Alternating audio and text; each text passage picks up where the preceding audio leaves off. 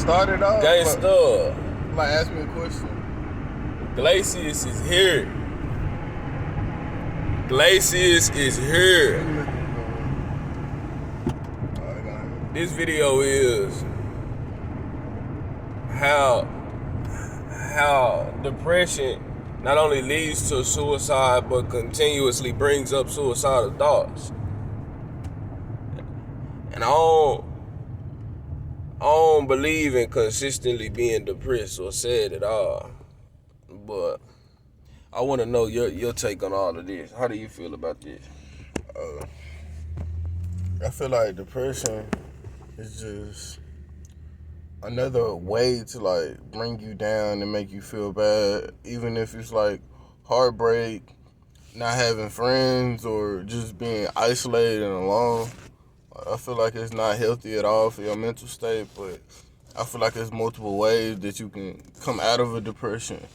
You can come out of depression through finding God, the Holy Spirit. That's one way to come out of depression. You could come out of depression by having friends that influence you to do something better and greater with your life, showing that people actually care about you.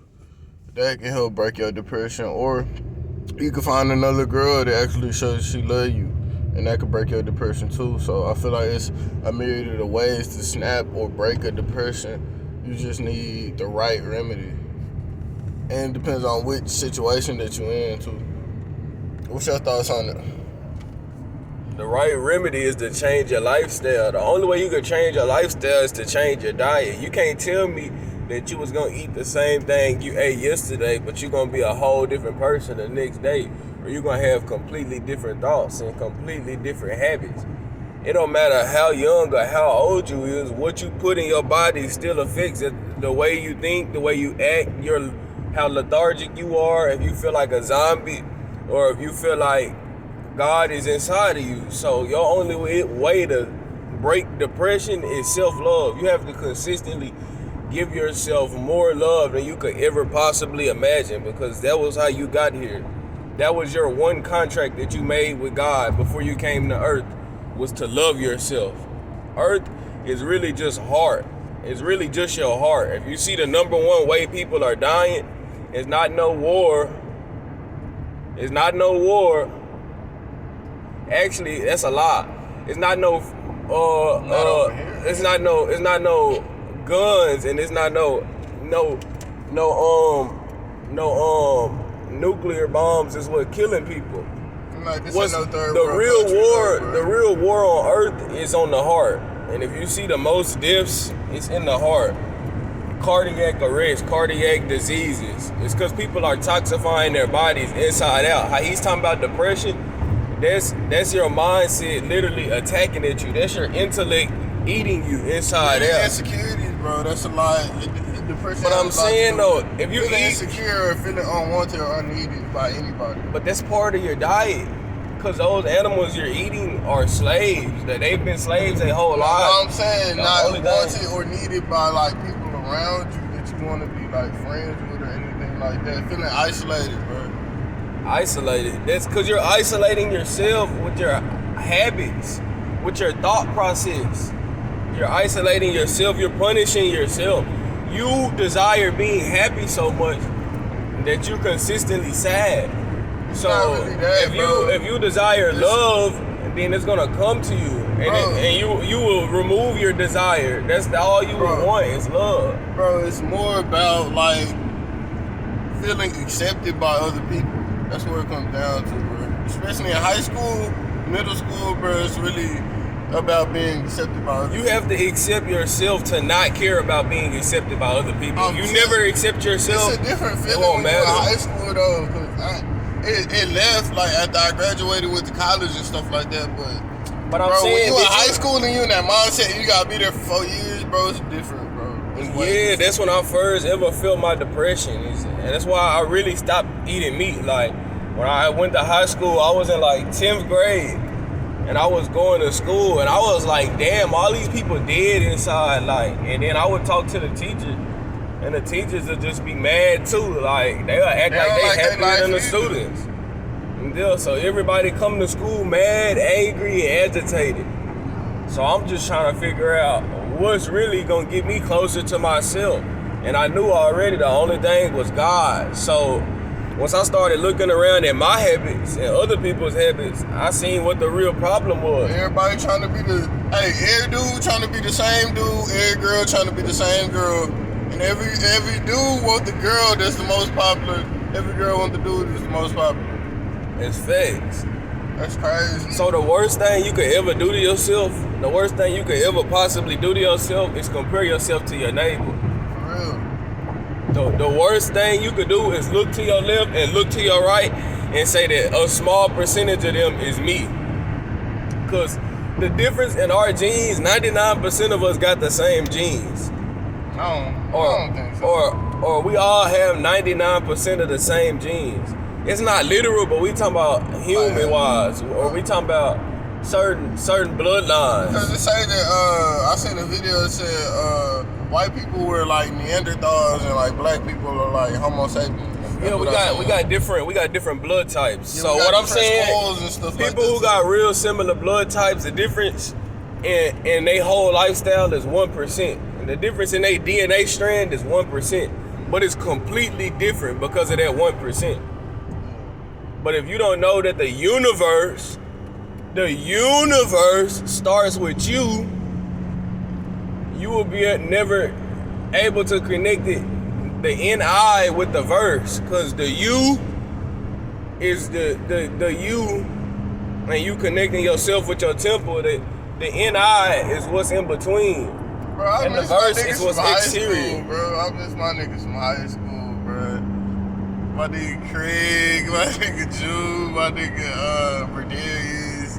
Bro, all them niggas, fam. I miss all them. So what was it? What was my it? Nigga Mark, gotta say my what nigga was Mark. it that made you feel like you was just alone, like you had to do everything, like you didn't have nobody, you was just so depressed and sad? Oh, that was really when I was like around 5th grade, bro.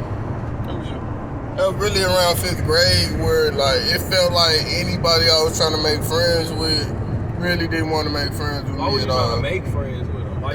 Why you didn't think about how you felt about they actions, or how you felt about your actions? And then bro, I was just trying to fit in. I was 11 years old, bro. But I'm saying, why did you see fitting in as the closest thing you could do to God or to help yourself? I wasn't thinking about God then. God was on my mind. I was still praying and stuff, but I still wanted to be accepted. I wanted to fit in. I want to be a normal kid, nigga. Everything about me was never normal, bro. I could never fit in, bro. I could never be popular. And I accepted that. And I'm glad, because that made me unique and make me one of one. One of one. Like, can't be duplicated unless I have a kid. That's how I just feel about that. It's still not a duplication. That's the closest thing you gonna get to it. If he got my genetics and he look like me, that's the closest thing you can get to me. That's not a duplication. The closest thing to one, bro. Yeah.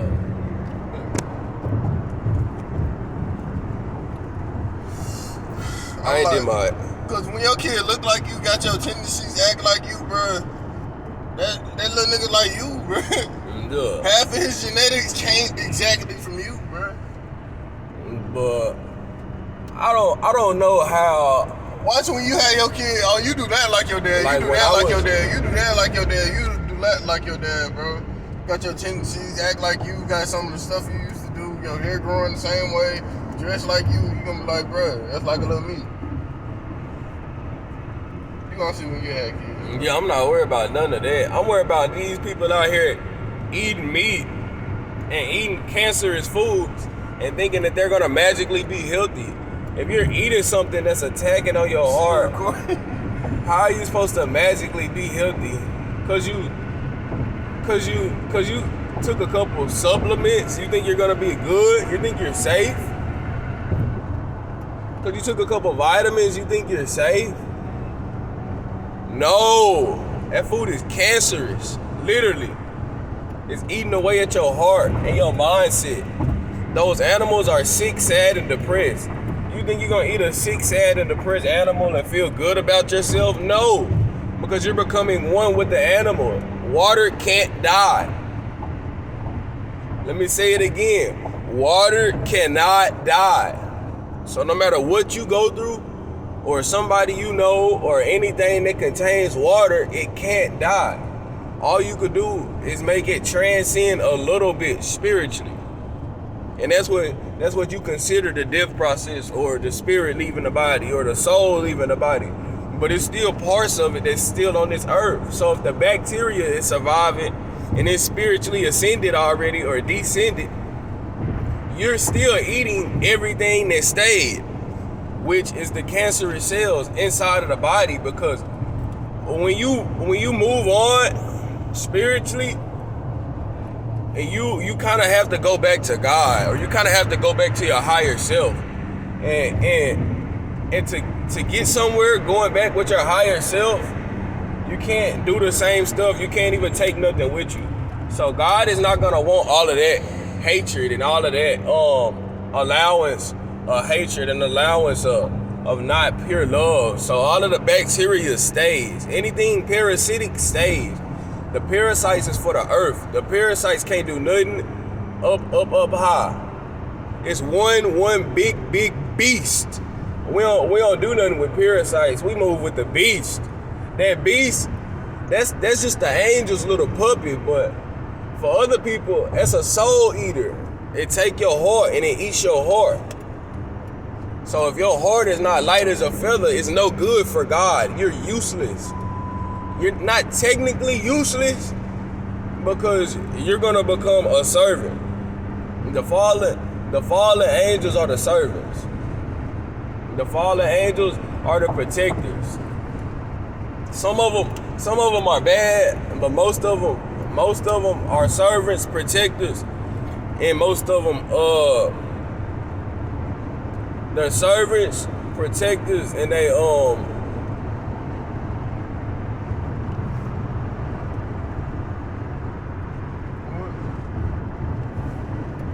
most of them are servants, protectors, and they serve and protect pretty much. And the rest of them, some of them are lost. They call these not the lost ones, but they call these the roamers or the drifters or whatever. So the drifters or whatever, those are the lost ones. They run around and they have fun. They're stuck. They couldn't leave if they wanted to. The people, the fallen angels or the demons who have stayed alive or stayed on earth, a lot of them just paying off their debt. Karma is real. Karma is mad real. A lot of people gonna reincarnate right back on this bad boy, because they mistreated their last lives, and they mistreated the life they had up in heaven and spiritually. I'll be so mad I came back to this bad boy. Yes, reincarnation is real. So you got to get your heart aligned. You got to get aligned spiritually. These people that want to get reincarnated, though, that's weird, bro. This the lowest state of living ever. And you want to come back to this crap. It's funny. Yeah, they don't have nothing else. You got to realize, some people really be possessed. So you thinking you talking to them, but no, that's just somebody who let a demon in, and they switch out their demons. Like, they already inside of you when you born. So if you go eat some more demons, they like, oh, he invited me in. Because that's the only way they could get in your mind. Or they could be in the air or something. They have to possess something that's alive. And before they possess it, they have to get approval. So if you have no morals, if you have no beliefs, if you have no foundation, if you have nothing to build off of, you're going to consistently let them in, because you don't know what it's doing to you. And before you know it, you be like, oh, I lost control. Because you thinking you giving your life to God, but you're not. You're giving your life to a drifter. You're giving your life to a punisher. And there's nothing wrong with that, but karma is real. You can free yourself, but it's going to be nearly impossible. You have to devote your life to it. It's highly possible, but you have to devote your life to it. That's why you got monks and different people who trying as hard as they can to change their lifestyle. Pretty much the 1% and 5% of America that's not born into riches and wealth, or people in India who breaking their back reading the Vedas and meditating and watching their diet, because the only way they can get in is if you let them in. But back back to the depression thing. I don't understand how people get depressed. I don't know how people get depressed. I've been depressed before, but it was at such a small rate that I turned it around so fast that I didn't really get to feel what it felt like. Like, I know what sadness feels like. I know what emptiness feels like. I know what being left out feels like. But being depressed, I don't really know. Like, I've only felt it for such a small time. I'm not going to say that I'm scared of it. I just know that it was nothing that I wanted to live with consistently. Bro, being depressed is basically feeling like you're nothing. Feeling like you're worthless. Feeling like you're just letting time pass because you don't feel like you're of any value. It can be like you get in a depressed state, like